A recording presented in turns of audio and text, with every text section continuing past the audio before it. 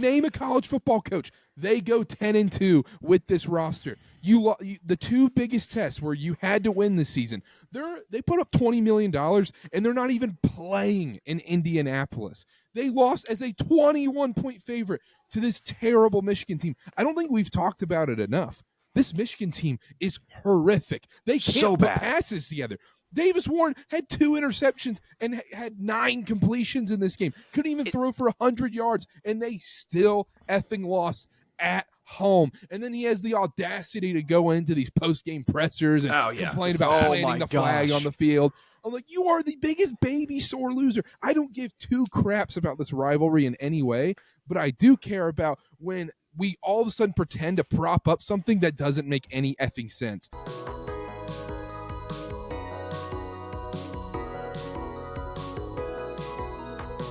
We're live.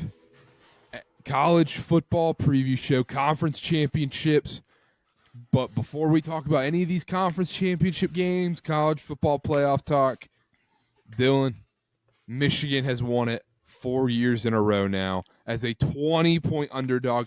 Dylan, you once told me that you would rather beat Ohio State as a double-digit underdog than win the national title. Go ahead.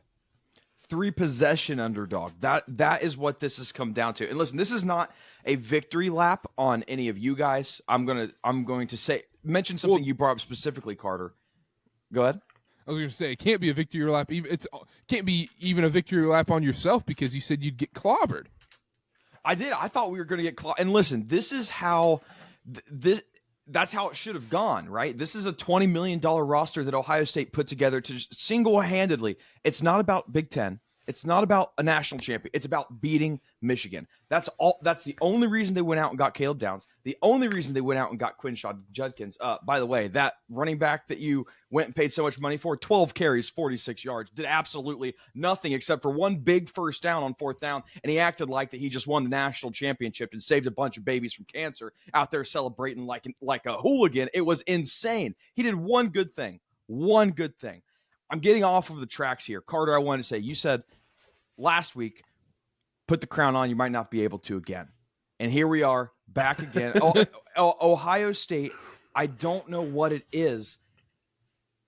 We own them. It's like this was the year they were supposed to embarrass us. That 100, when Ryan Day took over and said, we're going to hang 100 on him. This was the year that was supposed to happen. It's not a top 5 matchup. It's really a shame. I love the 12-team playoff. But it's a shame that this win does not keep Ohio State out of the playoffs because they're still going to get in just because everything around them is falling apart. And Ohio State fans, I told you, just hang on. I promise you this team will not let you down. And they let you down in the most embarrassing fashion Saturday. It was big boy football. Davis Warren threw for 62 yards. We ran it. He had arguably the worst throw I have seen in my entire life on that Jack Sawyer interception. Jagan was texting me, my brother, and we threw football on Thanksgiving, like just in the backyard. And he said, and he's 100% right, we had better throws in the backyard than Davis Warren had. I said, look, got wide open. He's wide open right there. The Turkey Bowl had better throws than that. Connor, and it still didn't matter. Will Howard, 2 interceptions. He looked awful, missing throws. I think it's going to come out that he's concussed. I seriously think it'll come out that he's concussed with they some put of the him right throws back in with not a lot of steps taken. It feels like they just put him right back in there. And that's an interesting conversation. Maybe we have down the road in a slow season if it's right to insert yourself back into a game like that when you're not 100%. Either way, we own Ohio State, and I tried to set the precedent on this show, right? Everybody, not just you guys, not really you guys. It's the national. Oh, Ohio State, are the most talented roster. They have all the guys. There's no way that they're gonna lose 2 games. There's no way that they're this. The rankings since day one, I told you, Ohio State is not that good of a team. And the most embarrassing thing is they showed us this. They showed us this against Nebraska. They showed us this against Oregon. And no one wanted to believe it. They just wanted to see the dollar sign they spent on the roster, and they lose the most important game of the year. It's embarrassing. I don't know if you guys have any thoughts on the actual game, but I would love to touch on the flag planting and Jack Sawyer being an absolute baby. We can go there first. Go ahead. Big day for flag planting on Saturday. Happened in 3 or 4 different rivalry games on Saturday. And I love it. It's the pageantry of college football. If you don't want a flag planted at the middle of your field, you have 60 minutes to do something about it. Or in the class of 21's case at Ohio State, you have 240 minutes to do something about it. You guys want to know the one 2021? Okay, let me rephrase that. The one recruit from Ohio State's 2021 recruiting class that has a win against Michigan. You want to guess? 2021 class? I don't know. Recruiting CJ Stroud. class. That's not true. Carter, you want to guess? Not sure what's up. Quinn Ewers. And he wasn't even with the team. Quinn Ewers is the only person from that Ohio State recruiting class that has a win against Michigan. The only one. And it's embarrassing. And I don't know, we're above this. I don't know how the people that comment on the clips and the TikToks live with themselves after being so wrong and so mean to me when I was right the whole time. You know how much flack I got for Ohio State under 10.5 wins at the beginning of the season? You know how much? Lot. You got some from a us. lot. So wait, a lot. Dylan, the problem is you could have said it. This was the weekend to cement your legacy. I even tweeted at you saying this. You had to say Ohio State wasn't going to score more than 10 points. And I have regrets, right? I have plenty of regrets. I should have held on to the take that Quinn Ewers isn't that good of a quarterback. I should have doubled down here, but I have to worry about the integrity of the show, right? That affects us. Thank you, Dylan. That affects you guys too. And Yep. people were calling for me to be kicked off the show.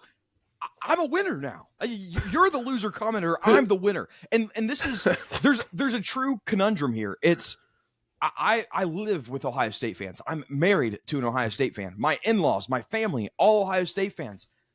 They don't want to win a national championship because that means Ryan Day stays the head coach of this football team.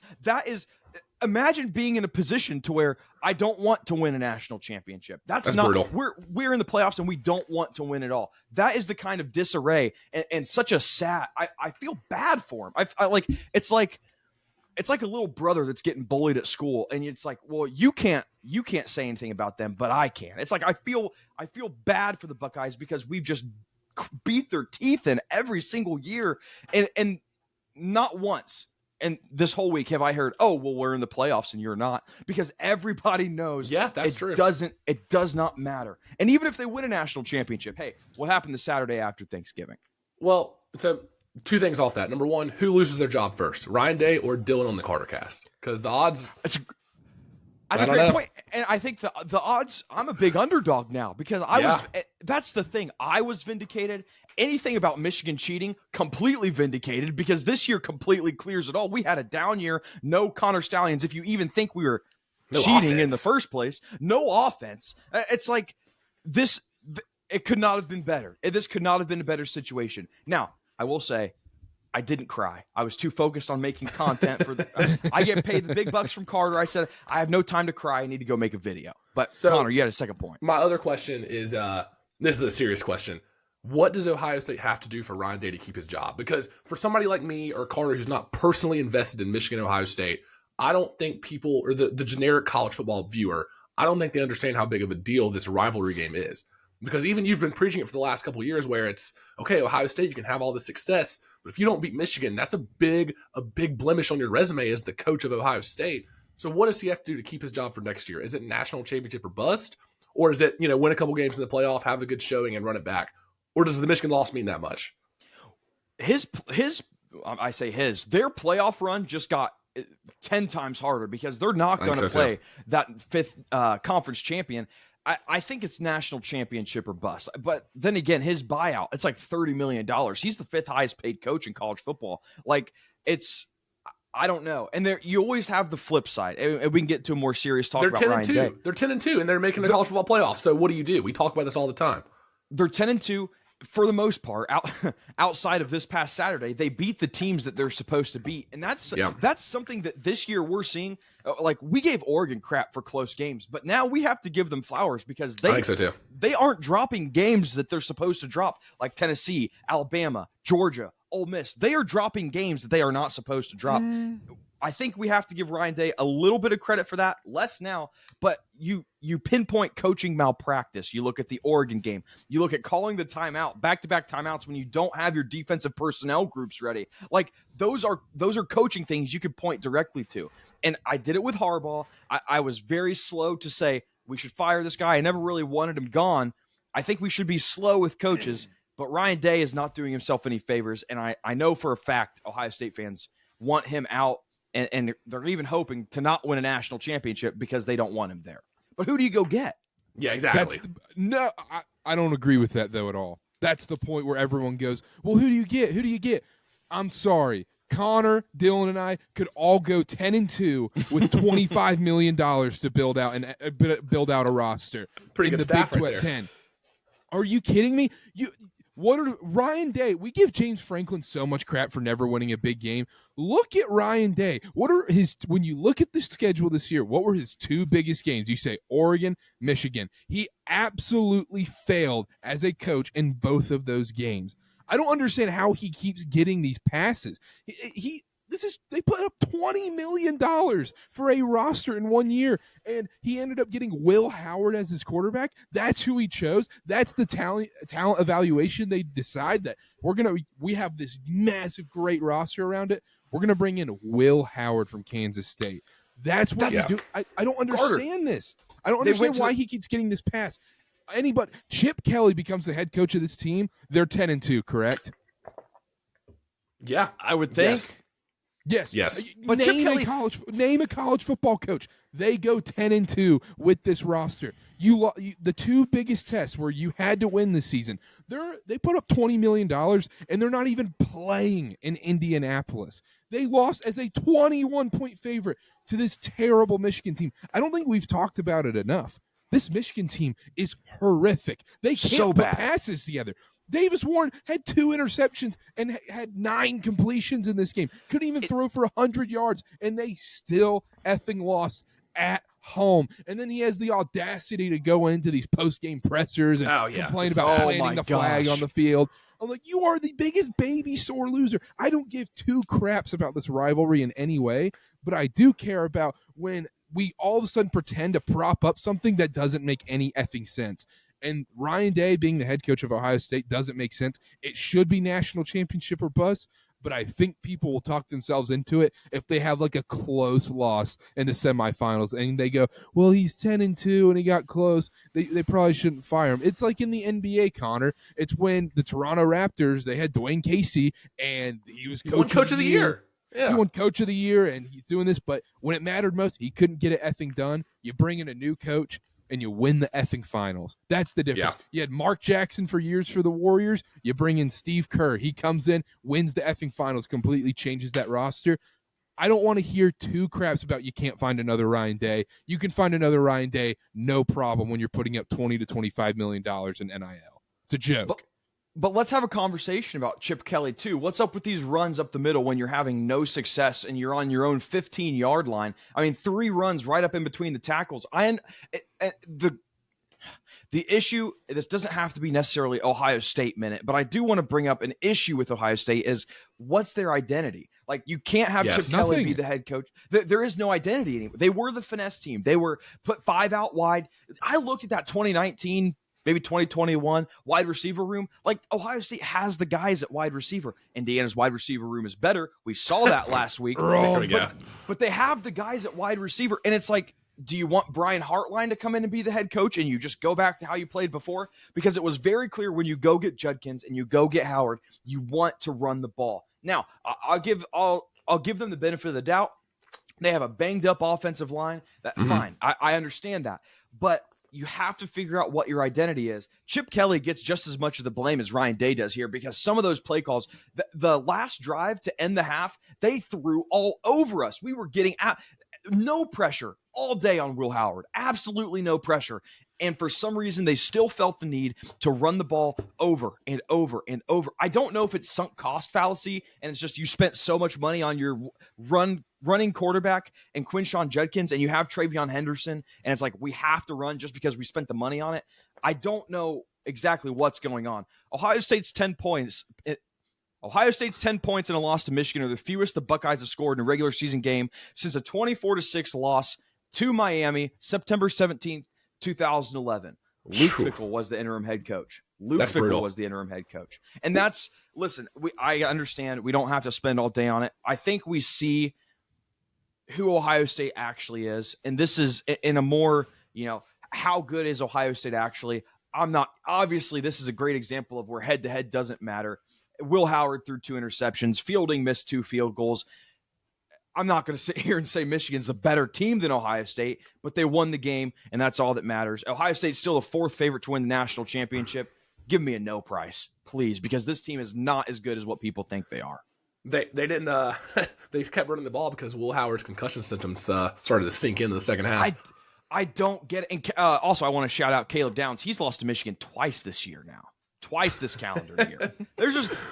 I have bookmarks right here. If we had all day, I'd go through it. 0 Ohio State players have beaten Michigan that are currently on the roster.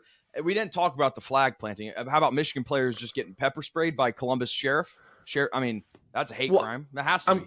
I'm curious, Dylan, if Michigan would have lost, like they should have, as a 21-point underdog, and Ohio State, it was at Michigan, let's say, and Ohio State went and planted the flag, it's a 3-possession favorite.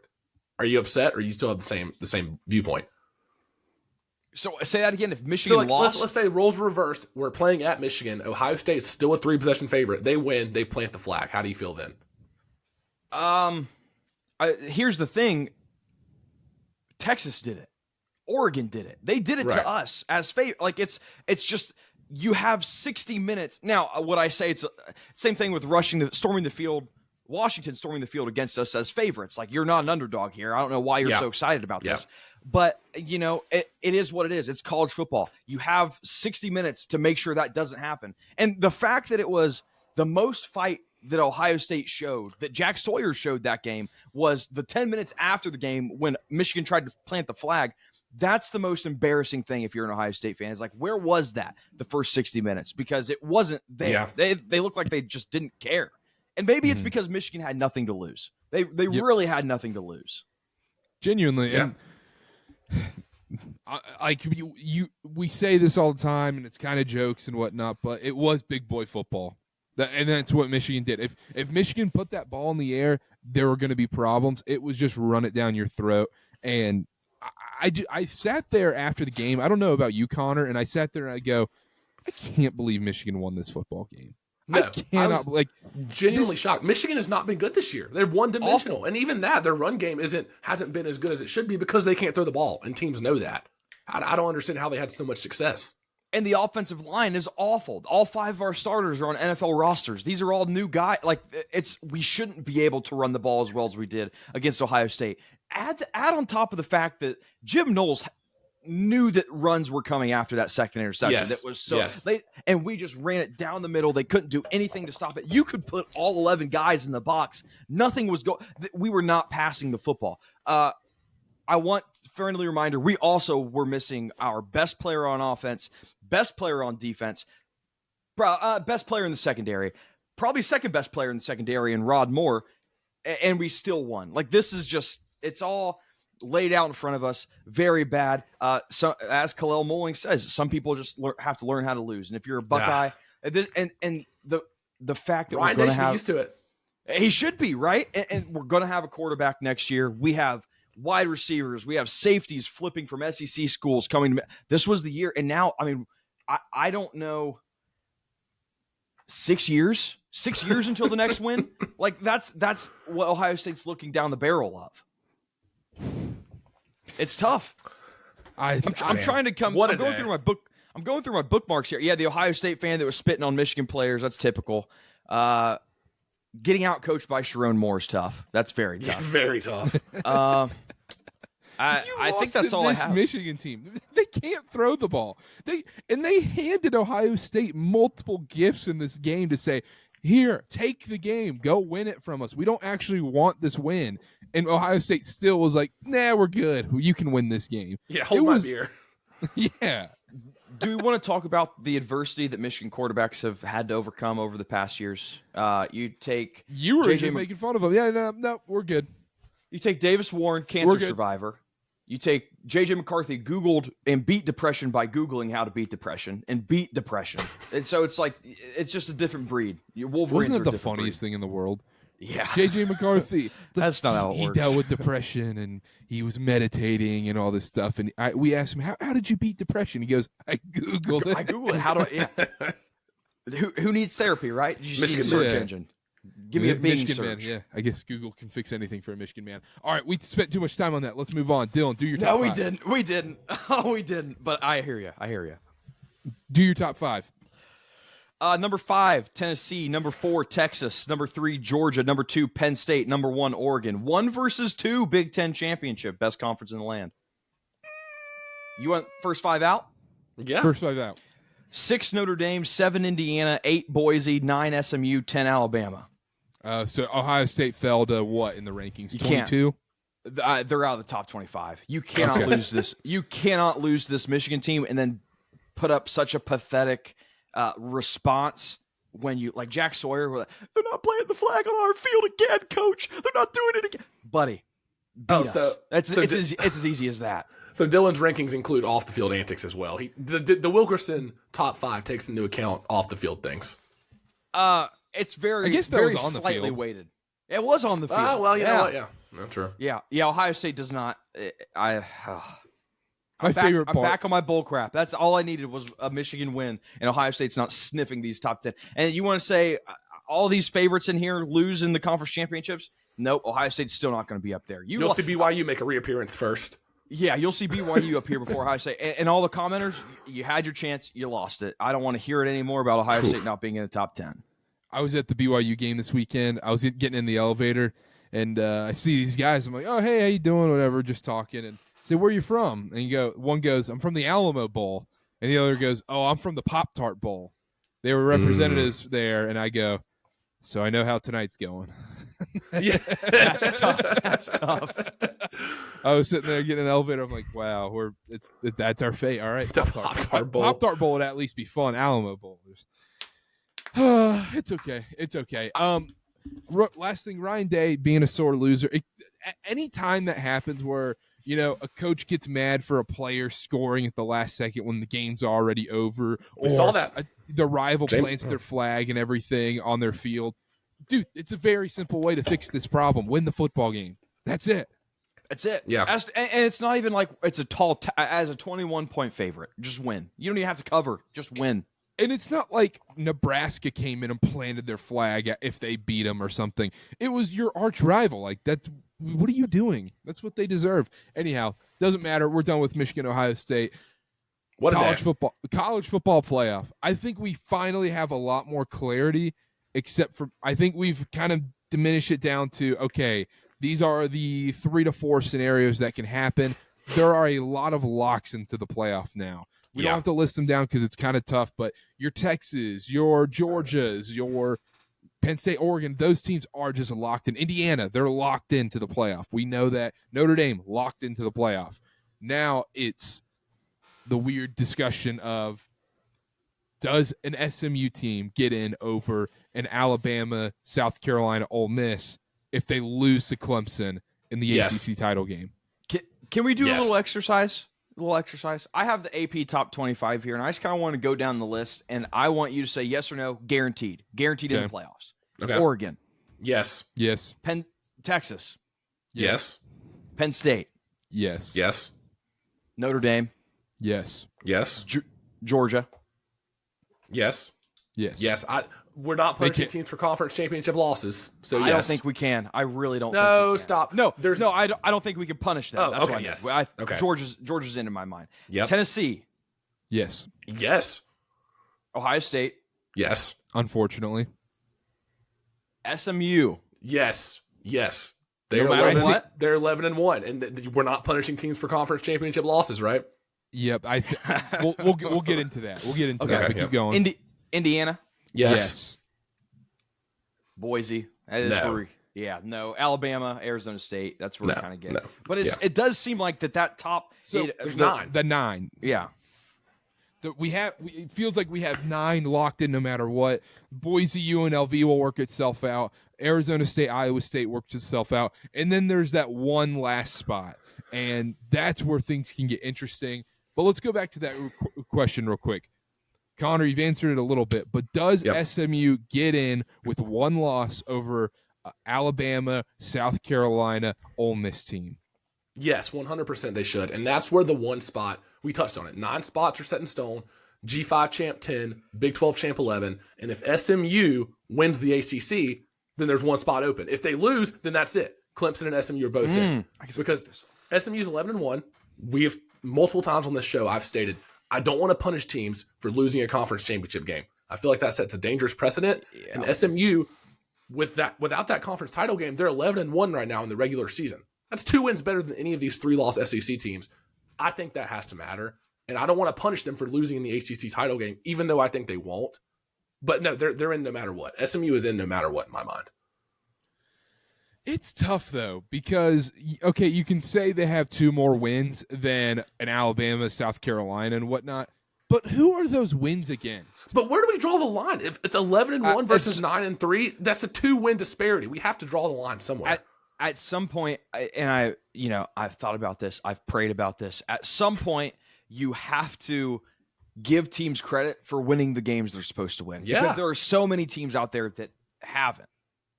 Like that's the Indiana case, I guess, is like, yeah, we can talk about how easy their schedule was, but at least they won the games they were supposed to win. Yeah, but their best wins are Louisville and Duke.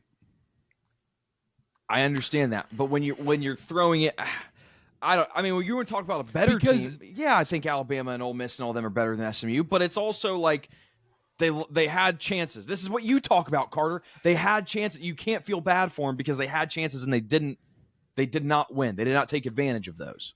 And it's not like their 3 losses are against 1, 2, and 3 in the AP poll. There are some bad losses that Alabama had, that Ole Miss had, that South Carolina had early in the year. It's not like they're losing to Oregon, Ohio State, and Georgia.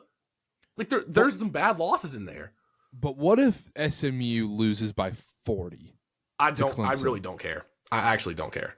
I think we have to have a blowout stipulation. Then why play in the conference title game? Then decline the invite. Because SMU gets in 11-1 with no conference title game, no matter what they're in. So why even play it? And that's the point. I didn't actually believe that Alabama or those teams should get in over SMU, and I don't think they will. I don't think teams will be punished. I think SMU should probably get in, even if they lose in the conference title game. But it is it's a weird caveat where you're like, man, this is really their one true test this season, BYU, and they failed. Other than that, they haven't played jack. And this is going to be their first test against Clemson. And you don't want to punish them for playing in the ACC title game because you mentioned it, Connor. If they just go 11-1 and don't play in that title game, like how Indiana is right now, they're clearly in it. You don't even think twice about it. So it is that weird caveat. I think the whole college football world and everybody that's not an ACC or Clemson fan is praying that SMU just wins on Saturday, and we don't have to think about that where the ACC gets 2 teams in because it is a little gross that Clemson's in this thing. But like it is. Clemson and SMU are kind of in the same boat where, let's be honest, if SMU plays Clemson's schedule, they probably have the same record. Yeah. Yeah. Lost to Georgia in there. Yeah. Lost to South Carolina. Probably lost to South Carolina. Yeah. Well, maybe. I don't think SMU wins that game, but maybe. It doesn't matter, but I don't think they should be punished for the conference title game. That's one thing. Another thing, okay, let's say it looks like it's going to have to be between South Carolina, Ole Miss, Bama. It seems like one of those is getting into the playoff out of those 3 or someone else who gets in that last spot. Well, Lane Kiffin has some thoughts about this. Did you guys see the tweet that I sent? He was mentioning the college football playoff. It looks like it might have been deleted. Really? No, it's not. It's not deleted. So he makes a case for Ole Miss based on like point differential and stuff. South Carolina is by far the best team right now, in my opinion. They have the last 6 weeks they've looked great. If you want to look at the whole body of work, it's not as great as Alabama or Ole Miss, I don't think. I think they're going to find a way to put Alabama in if that happens. I think that's going to be who they want to put in. I think so too, and I think that's wrong. I think that's the wrong Sure. answer because, well, first of all, let's just go ahead and yes, South Carolina is the best of those 3 teams right now, and the whole argument for South Carolina is, oh, for the committee, like you got to put the 12 best teams in right now. That's what I've seen on social media. You can't do that. That's too subjective. That's setting a dangerous precedent because then I could be like, oh, well, right now in this moment, Duke's played well, so let's put them in as an at-large. Or, oh, Syracuse beat Miami, let's put them in. Like, you can't do that. You can't be like, oh, South Carolina is playing better right now, so we're going to put them in. They have losses to both Ole Miss and Alabama, and Lenore Sellers played in both those games. So there's no caveat there. I know it was earlier in the year. It doesn't matter. They lost to both those teams. They had the same record. They're in the same conference. South Carolina will not make the playoff. They should. There's no case. There's no case for them. No, I don't think there is either. And we've seen this last year with Alabama. Alabama got in because of their head-to-head with Texas, and Texas had to be put in because of that. That's why the head-to-heads, they've shown they do care about them, and therefore, and maybe it would have been different if both the Alabama and Ole Miss losses for South Carolina were close, but they got dismantled by Ole Miss. Alabama, obviously close game. That just begs the question, though. Okay, who do you put in, Ole Miss or Alabama? And the one case for Ole Miss would be if the committee values Georgia so highly and they want to look at the common win versus Georgia, Ole Miss beat them 28-10. Bama beat them by 1 score, 41-34. And then it comes down to, do you value the better common win or do you value which team has worse losses? Because Ole Miss's losses are worse than Alabama. Tennessee and Vandy losses by Alabama are better than Florida and Kentucky. They are. Not by much, but they are. Alabama's losses are better. But, then it comes down to, is it better enough to matter? Because people in the SEC have been jacking off Florida for the last 3 weeks. So all of a sudden, that's not as bad of a loss for Ole Miss. I was about to say, I think their losses are on the exact same tier. I think Bama's are a little bit better. Oklahoma is disgusting. Well, that's the thing. But then you can bring up the LSU point as well, where it's like Bama trounced LSU, who beat Ole Miss. But then Ole Miss trounced Oklahoma, who beat Bama. Yeah, it's the same. But you could also do that with the South Carolina thing, where Ole Miss destroyed South Carolina. Bama barely got out of that game. That's my case. I think Ole Miss should get in over Alabama. I think the common wins, Ole Miss has looked better in both those wins versus Georgia and South Carolina, and the losses aren't bad enough in Ole Miss's case to matter. And it's also it's not like they got destroyed by Florida and LSU and these other teams they lost in Kentucky they lost to. Those were all 1-score games. Alabama lost by 21 and only scored 3 points against this horrific burnt vegetable coached Oklahoma Sooner team. And that's the argument. I think that game alone should not keep that. I think that's the difference between them making it in the playoff over a team like South Carolina and Ole Miss. That might be the worst loss out of Ole Miss and Alabama. That 24-3 loss to Oklahoma is the worst loss by far. And like you said, Bama beat LSU, but Ole Miss only lost to them by 3 in overtime.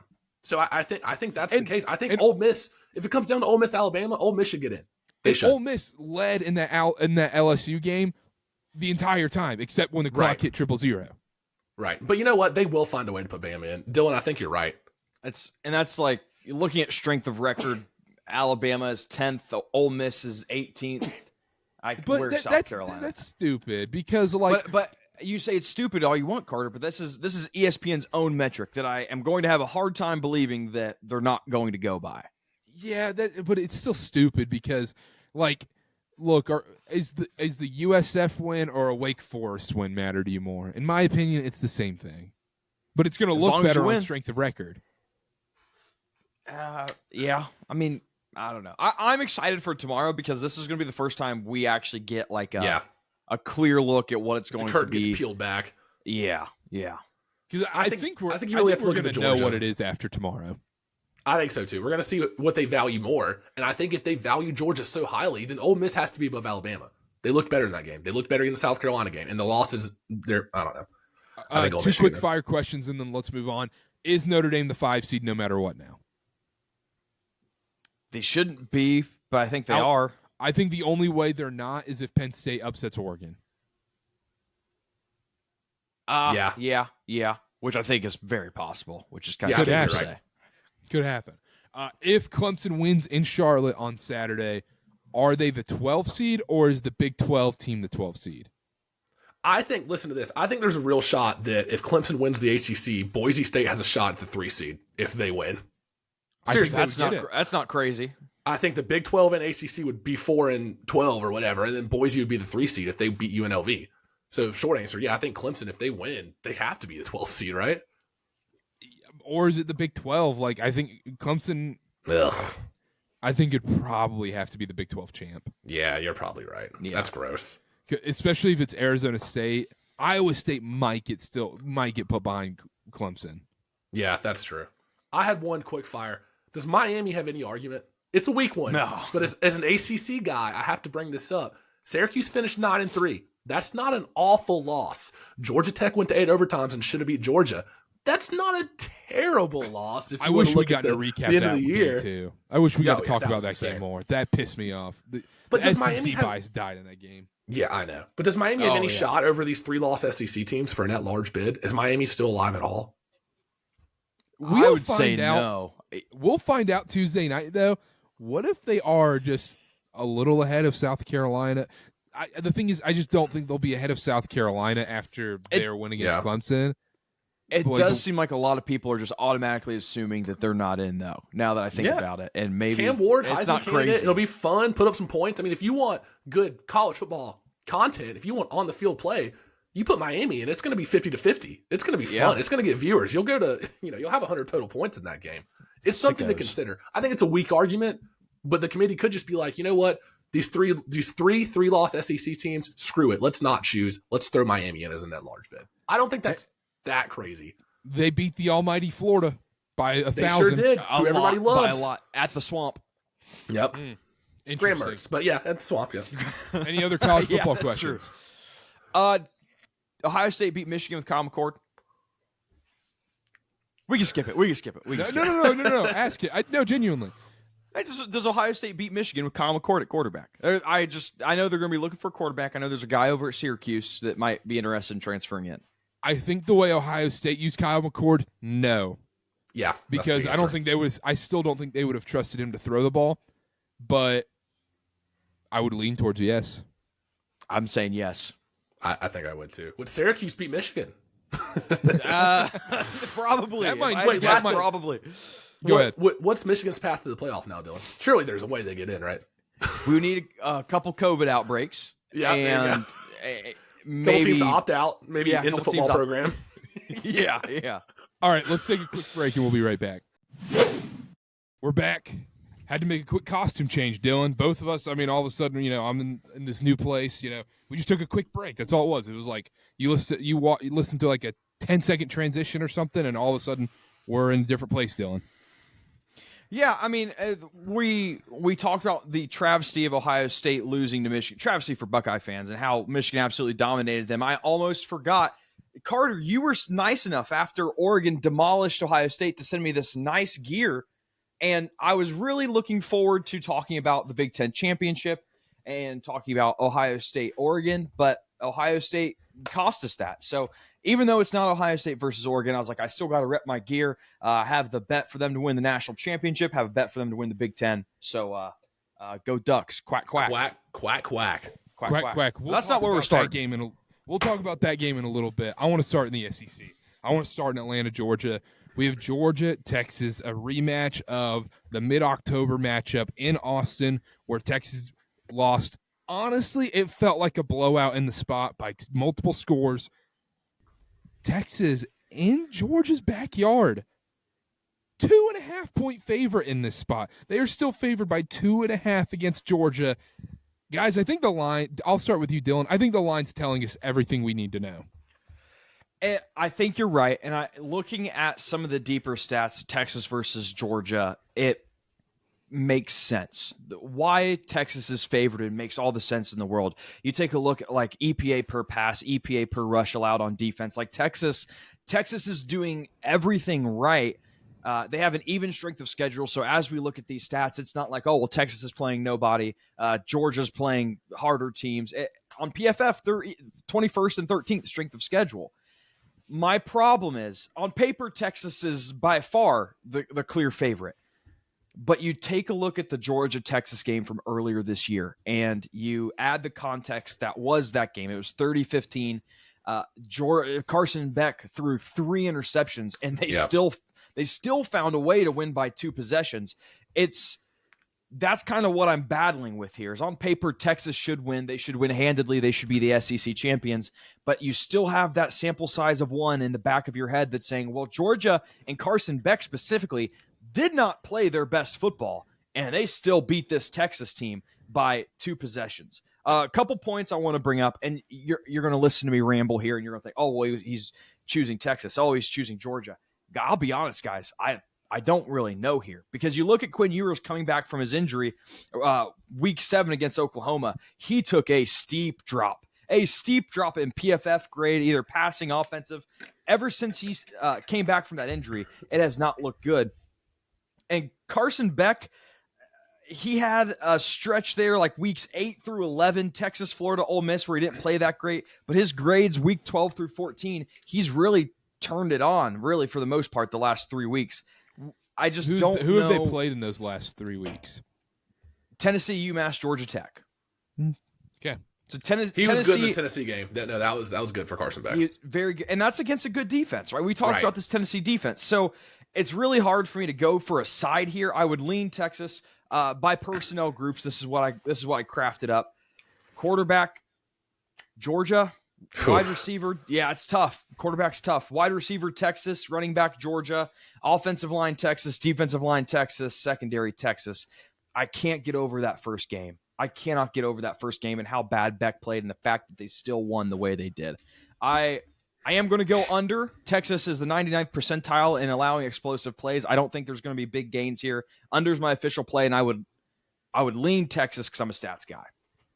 But you can't get that PTSD out of your head of what happened in Austin. They Georgia, and they played so bad. And they still, I'm going to say, crushed Texas, because the first half of that game wasn't even close. It was the second half. Texas kind of found their way. They got their way back in it, but I can't do it. I can't get over that game. And to your point, it's not like Quinn Ewers has looked good, honestly. Outside of the crap teams they play in the beginning of the season, and against kind of Vandy, and then you look towards the Michigan game, even though he didn't really have to do too much in the Michigan game, he's been wildly unimpressive this season. If you're really looking at it, even the Oklahoma game, you look at the score and you go, oh, they won by 31 points. Great job. When you watch the game, that should have been a 60-point blowout.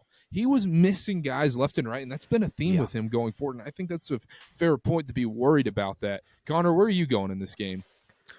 So I, like Dylan said, there is some PTSD from the first matchup with these two teams. However, I think more so than anything, that was like the game from hell for Texas. They were 2 for 15 on third downs. They committed 3 turnovers. I don't see that happening again. We saw Arch Manning come in the first half for Quinn Ewers, and then all of a sudden Ewers starts the second half. It was just back and forth, flip-flopping. I don't think that happens again for Texas. I really don't. I think that was a game from hell. I want to get odds on fans throwing trash on the field to overturn a penalty. Are we going to see that again? Maybe like even odds on in that. Atlanta? But the main thing is for Georgia, Trevor Etienne, their running back, scored 3 scores in the first matchup. He's questionable. Rib injury. He might not even play in this game. I have a feeling he will play, but if he does, he's not going to be 100%. That was their main point of attack against Texas. And Carson Beck, like you said, Dylan, he was awful in that first matchup, and they still won. He was 3 for 12 for 85 yards and 2 picks on passes of 10 or more yards. I have a feeling in this game against Texas, if it's close, he's going to be throwing the ball down the field. He's going to be pressured. He's going to be trying to force the ball down the field. I wouldn't be shocked if he has another couple interceptions in this game. I know he's been better the last few games, but there has been 3 games this year where he's had at least 3 picks. Florida, Texas, Alabama. I wouldn't be shocked if he throws a couple more. Like you said, I had the PTSD also, but I'm willing to write that off as an anomaly for Texas, seriously. I think Texas in the 2.5 is the right play here. A rematch against the only team that beat you this year with an SEC title on the line. You got to think Texas comes out with a lot of intensity and a different level of motivation and focus than they did in the first matchup. I want to make a point real quick, Carter, before you go. It also, to speak to Texas's point, it always seems like in these instances where teams meet up twice in a year, they split. And I think specifically it was either 21 or 22 Alabama, Georgia, where they met in the SEC championship and then the national championship. where one won the first one won the other. It just seems like when you get these top tier teams, that's kind of how it goes. Maybe that's just the odds playing out, but I think that does go in Texas's favor. I agree, because it's hard to beat a team like that, an elite team like that, twice in a 14-week college football season. It's hard to do that twice. And the other point I wanted to bring up for Texas is their first matchup against Georgia, it was pass happy. They were trying to make Ewers do way too much. We saw it in that game. In the win over Texas A&M, their running back, make sure I'm saying this right. Quintravion, was it Wisner or Wisner? Wisner. 33 rushes, 186 yards. Game before that against Kentucky, 26 rushes, 158 yards and a touchdown. They finally established something on the ground. And that's something we didn't see in the first matchup that I think could give Georgia problems. And this Texas defense, this is a top 25 Texas A&M team they just beat. They only allowed 244 yards of total offense, and they had two big boy fourth down stops that really changed the momentum of that game. So I love what I've seen from Texas the last few weeks. It's something they didn't have, another element they didn't have against Georgia in the first game. And you also talk about the A&M game. They gave up 0 points in that game. The offense didn't score. It was a lucky pick six by Texas A&M. No, I thought Dylan was going to say something, but nice. No, so you're exactly yeah, I thought so too. You're exactly right, and that's something.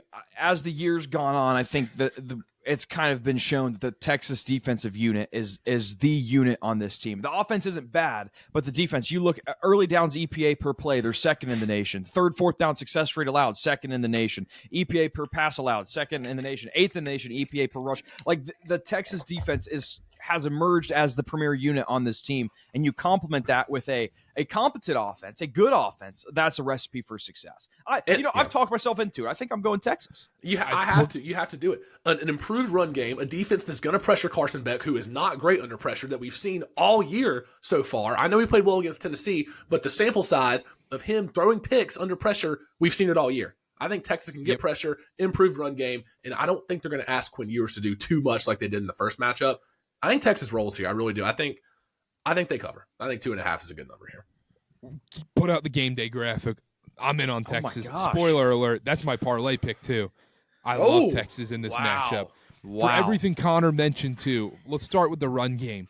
They had nothing going on the ground against Georgia, and throughout almost the entire season, they finally figured it out. The fact Wisner goes 33 rushes, 186 yards against this A&M defense that's honestly a really good defense. Yeah. You have that factor involved. When they're able to get the run going, which they were against Michigan early on, it opens up the play action for Quinn Ewers. That is when he's at his absolute best. And I think that's going to be available. And the other thing, too, is Connor, and Dylan, we talked about this. That Texas defense, I think they're the best defense in the country. And they're going to be able to get pressure on Beck. They did it in the first matchup. They're going to be able to do it again, especially on the outside, on the left and right tackles. And Carson Beck, have you seen how bad his PFF grades are? And just with the eye test added as well, how bad he is when he's under pressure. I mean, it's one of the steepest drop-offs I've ever seen when I've looked at stats, Dylan. I have it right here pulled up. Oh, nice. Carson Beck kept clean, his passer rating on PFF, graded out at a 91 when he's kept clean. Under pressure, 32.6. Yeah, it's brutal. That's rough. I've never seen a drop-off like that. It's horrific. Texas is going to be able to get pressure in this game. This game is going to be won on the defensive side of the ball. Quinn Ewers is not going to be asked to do too much. And even if he is, I think they're going to be able to establish the run game enough to where he has to make a few throws. I think he'll be fine doing so. I like their wide receivers better, like you mentioned, Dylan. I think the running back, especially if ETN, we don't know his status yet. If ETN's out, I think Texas has the edge at almost every single position, and arguably even quarterback in this case. So I love Texas every which way in this game. There is a reason they're a 2.5-point favorite. I think they take care of Georgia, and I think they get the number 2 spot in the college football playoff. Give me score predictions. I'll go first here. I like Texas to win 23-17. I think a 6-point win for Texas. I think that sounds right. Yeah, I think it's going to be a little bit low scoring. Texas's defense is going to get a couple turnovers, but it's going to be a 6-point game. It's not going to feel as close as maybe the final score looks, though. I think that's my prediction. Dylan. I'm going to go Texas 24, Georgia 14. I'll go Texas 24, Georgia 10. I think this could be a disaster game by Carson Beck. But surely this won't backfire. Caveat: Surely it won't. They still get in the playoff. They still get in the playoff no matter what. So I don't want to see sure. anybody. If Georgia scores 10 points, I don't want to see anybody saying, "Well, Alabama or Ole Miss or South Carolina maybe jumps Georgia." No, they get in no matter what Alabama beat happens. Georgia. Alabama beat beat Georgia. Georgia. We don't punish conference championship losers on this show. That's fair. We don't do it. All right. All That's right. fair. Last All thing, right. interesting wrinkle. Texas might use Arch Manning in some of these red zone packages. We saw it last week. Not for nothing. That's an interesting wrinkle where you can run that read option. Which I don't hate. Right. Some people, and we could use this as a segue into the Big Ten championship. Some people are saying Arch Manning is like the Kroger brand of Alex Orgy, like an off-brand, Dollar General, Walmart brand Alex Orgy. Is that what they're saying? The Some Dollar people. General No, brand not of me. Alex Orgy? Yes, some people. What's Alex Orgy's brand? Yeah, what's Alex Orgy's brand? Oh, God. It's like great value of great value. So, Sorry to make it It's out like Michigan. Hey, did you guys know we beat Ohio State this weekend? should we touch on that? Yeah, a little birdie came and told me that sometime this weekend. I don't know. Shoot. Scoreboard anyhow. watching college football. was Real on. quick, What's up, Basketball Connor? was on. I should have said this at the top of the segment. First-year teams are favored to win the conference championships in all four major conferences. Big Ten, Oregon's favored. Big 12, Arizona State's favored. ACC, SMU's favored. SEC, Texas is favored. 4 newcomers are favored to win the conference title games. Thought that was an interesting stat. Huh. Wow. I That just is couldn't kind of believe weird to that. think about. And like, can you Yeah. add in the fact that Arizona State was the picked to finish last in this conference too? It's so crazy. Let's talk about Penn State, Oregon. Big Ten championship game in Indianapolis. Oregon is a 3.5-point favorite as it looks right now. Over unders 49.5. Mr. Big Ten himself over there. Oregon had everything. Yep. Where are we going? So I want to give a shout out. I did it at the beginning of the show. Shout out to Karter at the Ohio State-Oregon game when Oregon demolished Ohio State. He sent me this very nice care package of Oregon stuff, anticipating a rematch in the Big Ten championship. It would have been great for content. Ryan Day will invoice you for the ad revenue that we're missing on that. Send it to the home address. Yeah, Maybe not send it to Columbus. Yeah. New Hampshire. Yeah, we'll send up to your New Hampshire home. Well, I want to keep this on because we're talking about the game. So you guys know how I feel about the new Big Ten, and I do really think that there is something to be said about having to travel 2 or more time zones. And it's just kind of the nature of the new conferences that we're living in. Oregon is going to have to travel 3 time zones to Indianapolis. The last time they traveled 2+ time zones was that Wisconsin game where they barely beat them 16-13. Now you can say, well, Dylan, Wisconsin was coming off of a bye. And I'll give you that, right? In terms of player talent, I might not be able to wear this hat. I don't know. I'm not. It makes my head look boxy. A female viewership will be down. Positionally, and my ears, man. Look at that. Okay. Positionally, Oregon, every single position is better at Penn State than Penn State. But Penn State procedurally, they're just more efficient than Oregon. You look at a lot of these deep stats, 4th in EPA per pass. They're 28th in EPA per rush. Oregon's defense 84th in allowing EPA per rush. So there's it's really tough because, again, this is another situation. On paper, Oregon, you look at the players they have, the skill they have, it should be Oregon by a landslide, but you take into account travel time, how far they have to travel. You take into account how efficient Penn State has been. Again, strength of schedule, pretty similar. I want to go Penn State here. There's a part of me that wants to go Penn State here just because of that. Can someone convince me otherwise? Here's a stat for you. Since becoming the head coach at Penn State, James Franklin is 1-11 against opponents ranked in the top 5. Hey, I mean that's perfect right there. That's about all I need. No, I mean, I'm with you though. You've been on the Oregon train all year. I have as well, maybe slightly less. Oregon looks beatable. They've looked vulnerable in many games so far this season, but I think they will get beat. I honestly don't think Oregon is going to win the national championship. I don't think Penn State's the team that's going to beat them. I really don't. And the point, not to jump you here, Dylan, but the point I want to look at is in both their matchups against Ohio State and Ohio State's above average, quote unquote, elite defense, best defense both these teams have played. Dylan Gabriel fared a lot better than Drew Aller did. Gabriel was 23 for 34, 341 yards, 2 touchdowns, 32 rush yards, and another touchdown. Meanwhile, Drew Aller against Ohio State, 12 for 20, 146 yards, and a pick. That's a stark difference. And both Penn State and Oregon have had elite defenses all year, but I'm willing to trust Dylan Gabriel more to move the ball against Penn State than I am Drew Allard moving the ball in Oregon's defense. You couple that with Oregon's weapons on the outside. They're all getting healthy now. They've established the running game with Jordan James. He's been picking it up the last few weeks. I think this Oregon team will outmatch this Penn State team on the outside with the weapons. I like Oregon here. I do. I think Oregon will get upset in the playoffs. I don't think Penn State's a team that's going to do it. Also, the number one point going into this game that most people will point to is James Franklin in a big spot. Are you really going to trust that? But this is foreign territory for James Franklin. He doesn't know this isn't Ohio State, Michigan. He might actually win this game. We don't know. But with you mentioned something, Karter. You said Penn State and Oregon, they've been great defenses this year. How much of that is just the Big Ten offenses are awful? That's true, but that applies to both of them in this case. So I'm Dylan, what was that little stink eye for? Because these Big Ten offenses are terrible. They've been poo-poo this year. I think the defenses in the Big Ten make the offenses look bad. I think you get another level of defense here. I mean, if they're playing non-conference opponents, and then they're still not putting up great numbers. Sure, like Nebraska, Colorado. Is that maybe a good data point to look at? Or that's so weird. Just think about that game, how long ago that was, and how that distorted our view of both of those programs. Oh, yeah. It feels like 3 years ago. It feels like 3 years ago, exactly.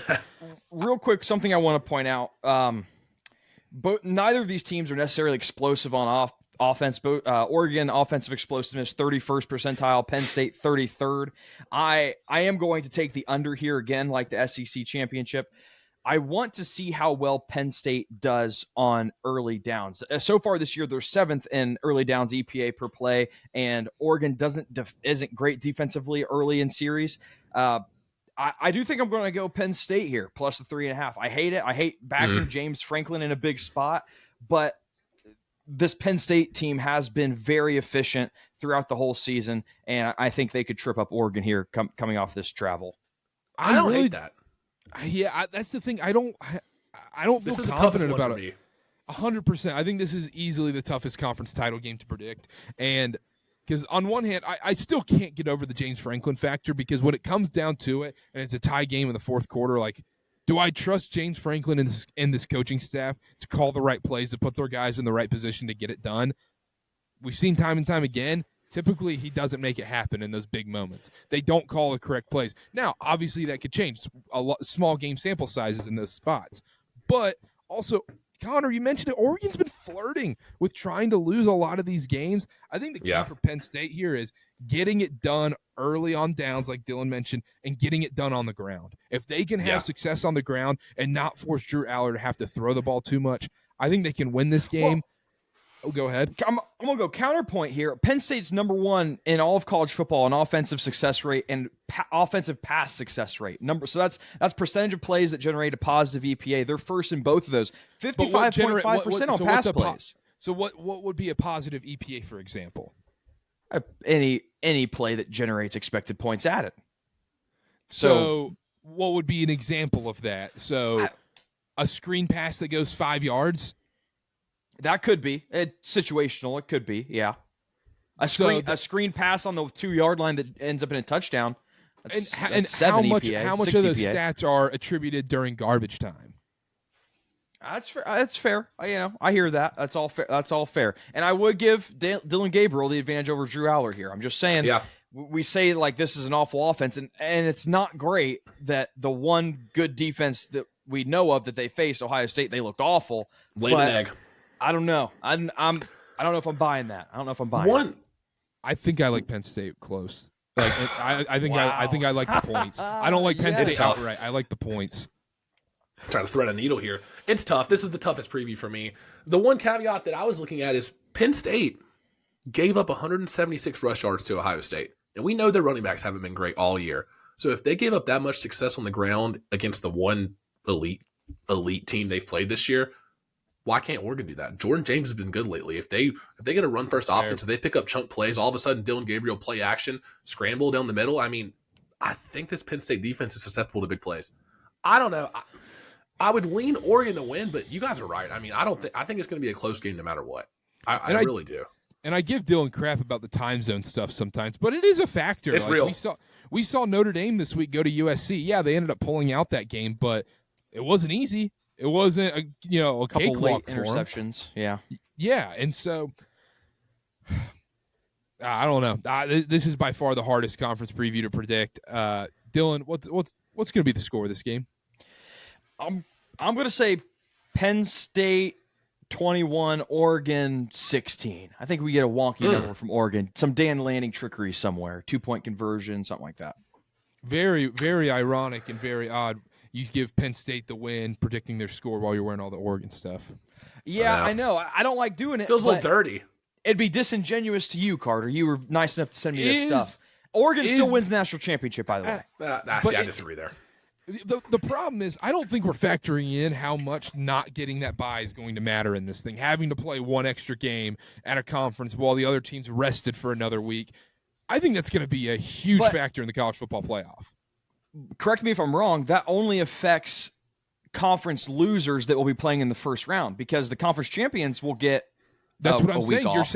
That's what I'm saying. You're saying Penn State's going to win, therefore Oregon's going to have to play in the 5 seed game. Oh, I see what you're saying. Yeah. I see what you're saying. Yeah, that's fair. Fair point. Fair point. Connor, what's the score? Score here, I think it's going to be a close one, but I like Oregon. I like Oregon to win 23-20. I think it comes down to Penn State final possession. They don't get it done. Okay. Yep, I've got Oregon 24-21. I think Penn State barely covers that number. Just barely. Barely. Oregon flirts with another loss, just like we've seen all year. Yep, they flirt with another loss, and then it comes crashing down in their first-round matchup in the college football playoff. The number 1 seed goes down in the quarterfinals. Yeah, right.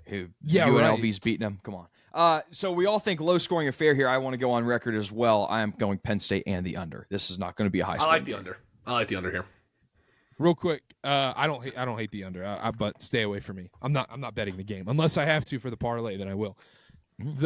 With the college football playoff, so the 1 would play the winner of the 5-12. Yes. Okay. No, the 5-12 would play the 4. Yeah. Yeah, it's 4-1. You're right. So 1 would play 8-9. 8-9. Yeah. Yeah. So maybe Ohio State. That could be Oregon. Tennessee. Tennessee. Oh, that would be a good game. That would be a great game. That'd be a great game for matchup. Great color matchup. That's what I'm saying. Like, just pleasing to the eye watching. That should be in Eugene in late December. That would be fantastic. Unfortunately, it's going to be in that might be the Rose Bowl. That would be whatever. We don't have to do that. It's not. There's no point. I'm getting ahead of myself. Let's do the ACC. How about that? Let's go to the ACC right now. We've got Clemson, SMU in Charlotte, 8 p.m. Eastern time, ABC. SMU's a 2.5-point favorite to Dabo. Crazy. We watched football all weekend, and we go, oh, Clemson, they lose to South Carolina. And the casual college football fan goes, okay, Clemson lost. They can't be making the playoff. No way. That game was irrelevant for, honestly, probably both teams. We said that, Connor, and now all of a sudden Clemson finds themselves only a 2.5-point underdog in a game close to home in Charlotte, North Carolina, where they're familiar with, and they have a shot to be the 11-12 seed in the college football playoffs still. Honestly, Clemson shouldn't even be here, like you just said. How slimy, how disgusting would it be if Clemson gets beat by South Carolina and then they get in the playoff while South Carolina's sitting at home on the couch? That just feels so slimy. Yep. This is the one matchup that could really give the playoff committee trouble, because if Miami. Thanks, Miami. Because if Clemson wins here, SMU they're teetering on the edge of that at-large bid 12 seed. So it's like they should still get in. We've already discussed that. We did get it. We got into that. But this is the conference title game I feel the most strongly about. SMU has been dynamite this year, 6th in the NCAA in points per game with over 37. Quarterback Kevin Jennings, who we didn't even think was going to play this year. We were all on Preston Stone in the preseason, but he has been moving the ball down the field against everybody they've played. I think he's going to have success against Clemson's defense. And SMU's last 2 opponents, I'll give you credit. It's Virginia and California. They're not powerhouses. They're not juggernauts. They have scored a combined 13 points on this SMU defense.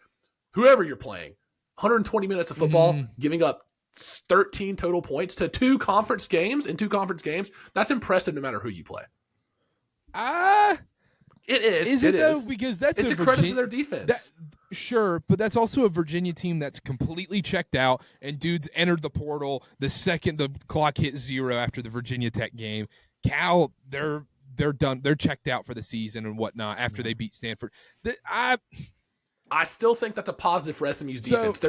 That's a positive heading into a game against Clemson, giving up 13 points in 2 weeks, no matter who the opponent is. But one thing you've mentioned multiple times with Clemson this season is they've had the most fraudulent schedule ever. It doesn't matter.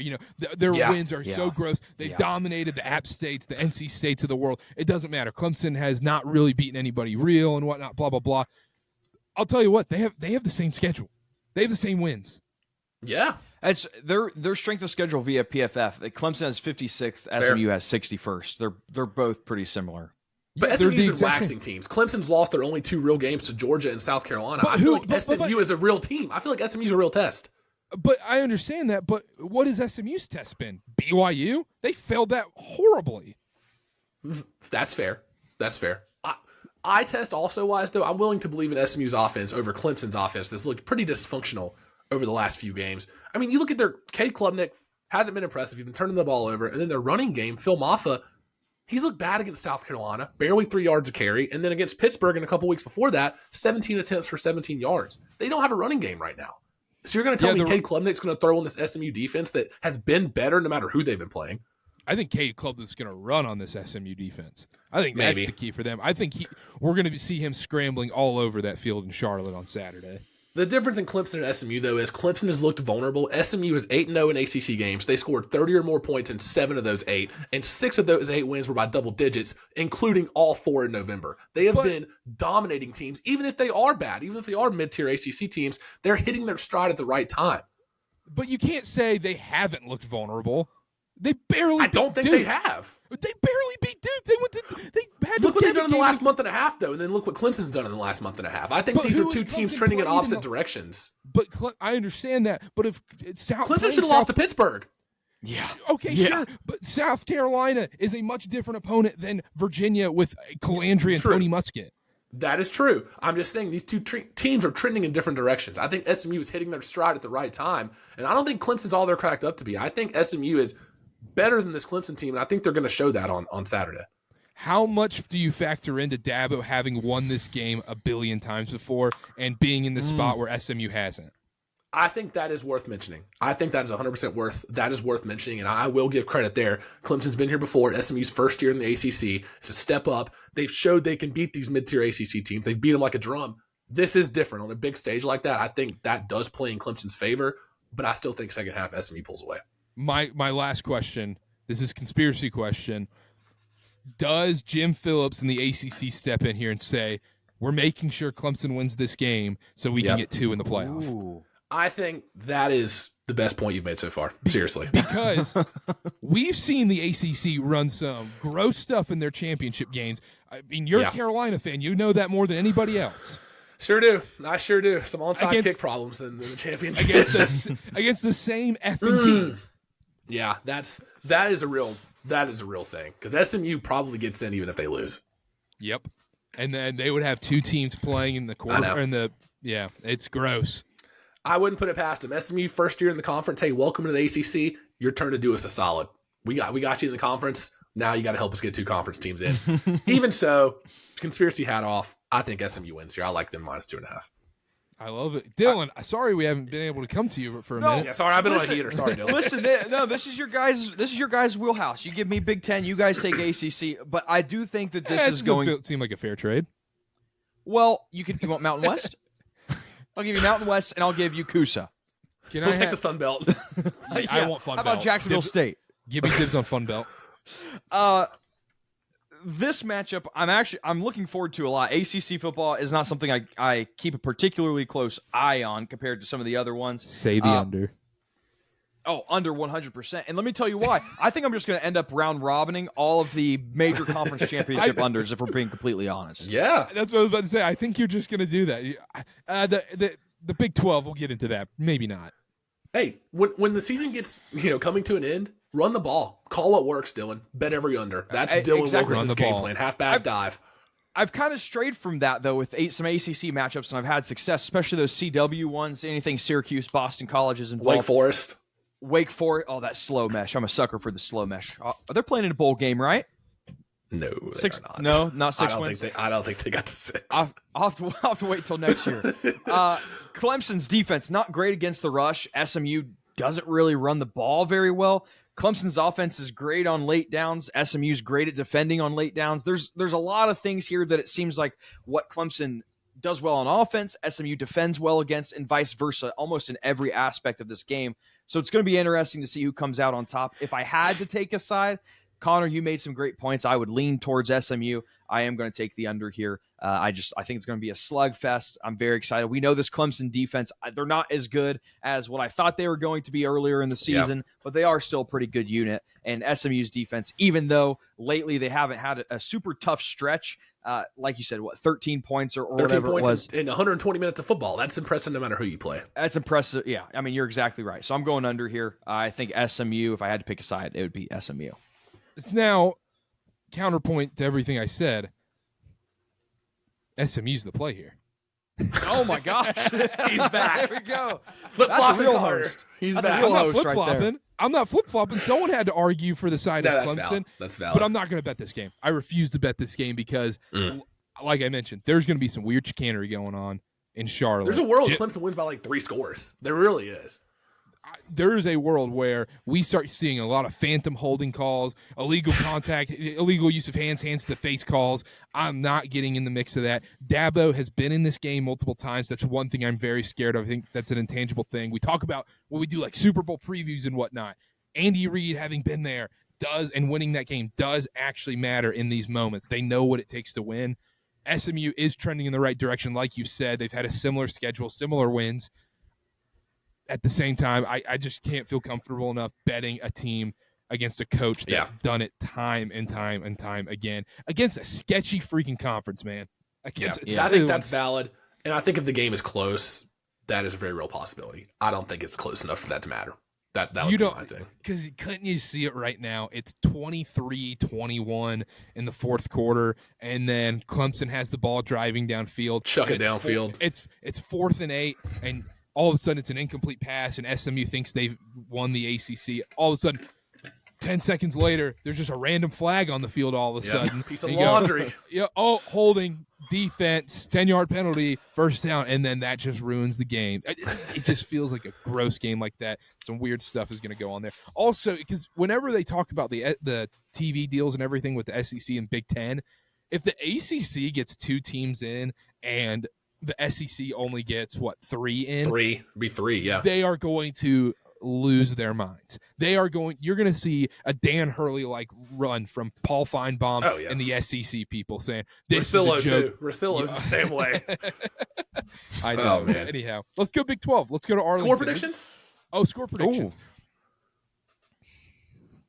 See, I'll go real quick. I think the ref thing is a real thing. I don't think it's going to be that close. I like SMU 34-20. I think it's a 2-score game. I think SMU's offense really has success against Clemson. SMU 28, Clemson 27. Don't feel great about it. SMU 31, Clemson 27. Okay, all right. Pretty Even similar. though I said under. Big 12, Iowa State, Arizona State. Over-under in this game, 51. Arizona State picked last, like I mentioned before. They're in this game, and they are favored -2.5 in their first year in the Big 12, like Connor mentioned as well on this show. This is all Arizona State here, guys. Let's not overthink this. They're going to be able to run all over this Iowa State defense with Scadaboo. It's going to be a bloodbath in Dallas, I think. I think Iowa State has been Go ahead, Dylan. Well, I just wanted to shout out real quick before I get into my analysis. Did you have something important to say? I didn't mean to cut you off. Oh, no. I thought you were about to talk, so it's all good. Keep going. Connor, 10-1, Iowa State to win the Big 12. How are you feeling? Plus 450 to make the Big 12 title game. So cash that this past weekend. But 10-1.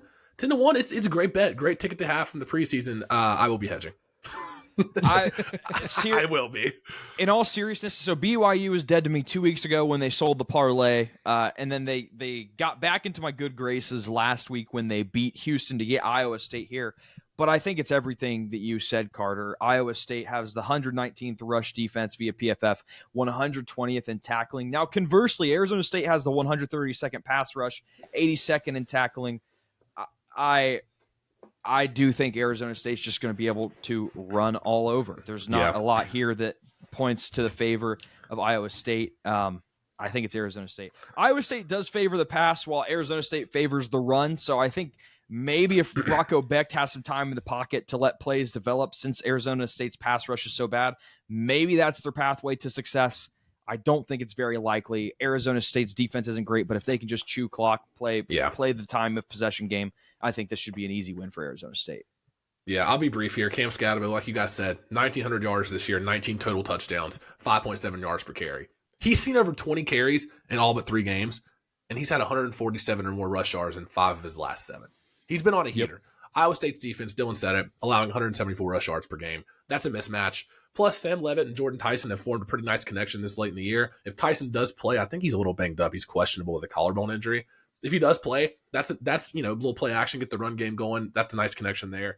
I like Arizona State here. I really do think we don't need to overthink it. It's a mismatch on the ground. And Rocco Becht, I'll give him credit. He's a gamer. He's tough. He makes big plays. He seeks out contact on long third down runs. Like, he is a gamer. I think he keeps it close.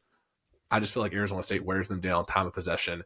And last time Iowa State played an elite running back, Kansas, Devin Neal, they gave up 237 total rush yards. Devin Neal had 116 yards, 2 touchdowns, 6.5 yards per carry. I think this is a mismatch on the ground. Love Rocco Becht. Love what Iowa State's done this year. This is a bad matchup for them. Connor, you mentioned the Kansas game, and that's exactly what I was going to point to. You already mentioned the Devin Neal stat. Who are the best run teams they've played against this year? Who are the best running backs they've played against this year? It's Devin Neal, it's Taj Brooks from Texas Tech, and it's probably Harvey from UCF, and then maybe you have Giddens and Avery Johnson from Kansas State after that. Harvey, 25 carries, 196 yards, 2 touchdowns against them. They still pulled that game out as in a miracle way in the last second. Taj Brooks, 25 carries, 122 yards. Cam Scatterbill is on that level with Devin Neal, with Taj Brooks, and with those guys. I just think he's gonna probably run for 200 yards in this game, run all over. Why wouldn't he? Give him 30 carries. Seriously. Kenny Dillingham, these guys are locked in. You saw they could have easily fallen down a little bit against Arizona, against a rival. It was all gas, no brakes. They didn't stop for a second. I think it's Arizona State here. No questions asked. Ben is also on Arizona State here, so put the game day graphic out. Quick score prediction, Dylan. I would go Arizona State. I think it's going to be a high-scoring game. Neither team can tackle. Arizona State 34, Iowa State 31. Close game. Oh, close. Yeah. I like Arizona State here by a touchdown. I think 27-20. I think this could get a little uglier because I think Iowa State's going to be forced to throw the ball, which they can have success because I think Arizona State's going to get out to an early lead, and I think that could put them in a little bit of trouble, and then Arizona State can shoot clock like Dylan mentioned. Give me Arizona State 37, Iowa State 21. I think they can just run away with this one. I think that's fair, and I think I said 27-20. I think it'll be one of those scenarios where it's a 2-possession game. Iowa State scores with a minute and a half left, and Arizona State kneels it out. So I feel like the final score might not reflect how the game script actually went. I love a little scary, though, all of us being on Arizona State. A little scary. A little scary. No, and on Texas. We've been good as a college game day show. When we get the game day graphic, we're all together. We've been actually pretty good this season with that. Before we do parlays and all that, real quick, let's talk about some other conference championships super briefly. We've got Boise State, UNLV. Boise is a 4-point favorite. The game is on the blue turf in Boise, Idaho on Friday night. Dylan, I know you have a side on this one. Yeah, Boise State has been great this year. Obviously, we look back to we look back to the Oregon game. They only lost to them by 3, and that's this Boise team is pretty good. But obviously, the big storyline here, I say the name wrong all the time. Genty, Ashton Genty, Jonty, Genty, Jointy, Ashton Genty, Heisman, Genty. Going to be invited to New York as a Heisman finalist. Is he going to win the Heisman? Who probably not. But I kind of like UNLV in this matchup, and I think this really doesn't really throw everything for a loop because I don't think Boise State still gets in if UNLV wins. But I think the key thing to look for here is Boise is very one-dimensional. They don't defend against the pass very well, and UNLV, big-time throw rate, almost 5%. I think UNLV, if they just go pass-heavy like they have, I think that they could really blow this game open. The line opened at 5. It's like 3.5 now, so there's someone out there thinks that could be the case. I would not be surprised if UNLV wins this game. Okay, only question about this game. I don't have a side or anything. Should we be able to punish Boise for losing this game? If we That's don't a punish great SMU? question. Well, I think it's different because it's a G5 conference. It is as stupid and as horrible as that is, like sounds and is to say, it's a G5 conference. They're not on the same level as the Power 4 schools. You get one. You get the champion. Yeah. I think that's what it is. And even Boise is, I think, 11th right now overall, if I remember correctly. They're not close to the top, so it's like a loss here. They drop 2 or 3 spots, and you're out of the top. Like, I don't think that's crazy. I don't think we have to hold that to the same standard as some of these other conference championships. Yeah, because if you start stacking Boise's 11-1 against like an Indiana or an SMU, the opponents aren't the same. It's not on the same playing field. The one point I want to make about this game, I also like UNLV. Early in the year, I thought there would be a huge drop-off because Matthew Sluka, remember that whole thing where he quit on the team and he was like, I didn't get my NIL money like I promised. Hajj Malik Williams, the backup, he has been great for them. Hadn't turned the ball over that much. 4 games over 100 yards rushing. The dual threat, I think, will give Boise State some problems. I like UNLV here, too. It's hard to beat a team twice. I'm sorry, Carter, you go ahead if you have any thoughts on this game. No, go ahead. I wanted to ask a question more so about the playoff. We live in a world where UNLV beats Boise State. They're the Mountain West champion, and I might be doing some math wrong here. What if Tulane beats Army? Is there a world where they – no? You don't think so? No. They lost. That Memphis game killed them. I was going to say, I think that ruined any chance they had. Okay. All right. That's fair. All right. Is there an Army argument? No, I don't think so. I support it, but Dylan doesn't. Yeah, wow. I support them, but not it. What about they? Them? Pause. All right, let's do a parlay. My pick, I already spoiled it on the show. Give me Texas minus 2.5. Dylan. I'm going UNLV plus 3.5. We got 4. We got plus 4. Give me 4, even better. Connor. I'm going SMU minus 2.5. Don't believe in this Clemson team. I think SMU's trending in the right direction. And then Ben has Arizona State minus 2.5. So Three favorites. I hope it comes down to Charlotte It's Saturday night. We're sitting there. All right, we're all Mustangs in this game. We get to root against Dabo, and we need to get the Dabo TikTok ready for when they lose, where he's still trying to convince the college football playoff committee that he should be in with the Hickory Dickory Dock. Yeah, Hickory Dickory Dock. Exactly. Anything else? Are we going to see some more?